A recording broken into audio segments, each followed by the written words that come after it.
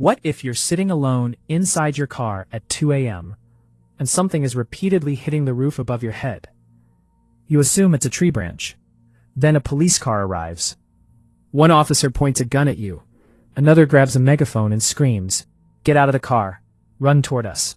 And whatever you do, do not look behind you. You finally step out. You turn around and realize the thing making those sounds wasn't a branch. It was something sitting on top of your car, and it had your husband with it. This is one of the darkest legends associated with Malaysia's infamous Karak Highway, and the story gets much worse from here. Hana and her husband had traveled to Genting Highlands in Malaysia for a short vacation. They weren't regular gamblers. They had saved money for the trip and decided to visit a casino just to experience it once. But that decision almost ruined their night. Hana's husband lost most of the money he had brought. Then, with only a few chips remaining, he made one final bet. And somehow, he won. They had just hit a huge jackpot. Hana wanted to take the money and leave immediately, but her husband believed his luck had finally changed. So instead of stopping, he went to one of the gambling machines. Hana warned him, but he kept playing. For nearly 2 hours, he continued gambling. First, he lost their winnings. Then he started losing their remaining cash. Eventually, almost everything was gone. Hana had secretly kept some money aside for emergencies. Her husband begged her to give him one last chance. And he lost that money too. With nothing left, the couple finally left the casino and started driving home.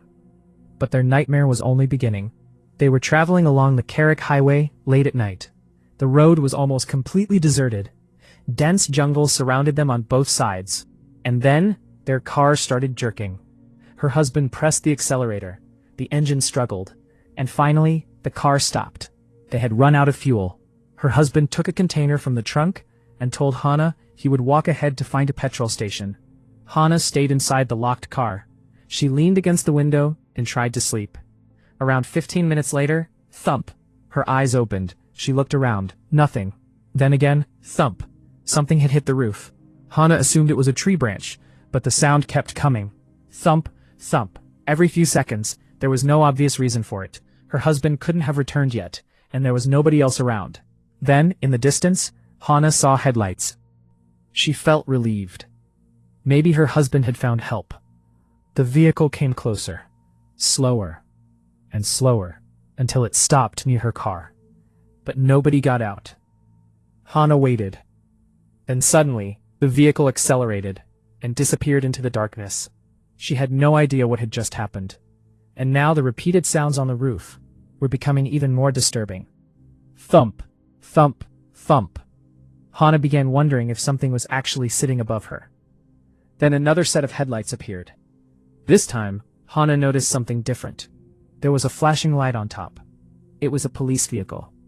Hana felt relieved. Maybe the police had found her husband. Maybe he had explained everything. The police car stopped opposite her. The engine went silent. One officer stepped out, and immediately he pointed a gun directly at Hana. She froze. Why would a police officer point a gun at an innocent woman sitting inside a broken-down car? Then another officer stepped out. He picked up a megaphone. "Get out of the car." Hana didn't move. Then he continued, "Run toward our vehicle." And then came the most terrifying instruction. "Do not look behind you." Hana couldn't understand. But the officer holding the gun looked genuinely terrified. He wasn't threatening her. He was trying to protect her. Hana slowly opened the door. She stepped out. And for a moment she followed their instructions. She kept her eyes toward the police. But then, she heard another enormous sound above her. Thump. She couldn't resist. Hana turned around, and that's when she saw it. Something was on the roof of her car. But it wasn't a branch. It wasn't an animal, and it wasn't her imagination. According to the legend, a horrifying creature was crouched on top of the vehicle, and beneath it was the body of Hana's husband. The man who had left the car to search for fuel had never actually made it to the petrol station. The creature had apparently attacked him somewhere along the road, and somehow it had brought his body back to the car. His body was lying across the roof. The sounds Hana had been hearing all along, the repeated thump, thump, thump, hadn't been tree branches. They were coming from what was happening directly above her. Hana screamed. The police officer immediately opened fire, Bullets struck the creature and the roof of the car. The creature suddenly jumped down. It hit the road with an enormous thud, then ran toward the jungle. The officers continued firing until it disappeared into the darkness.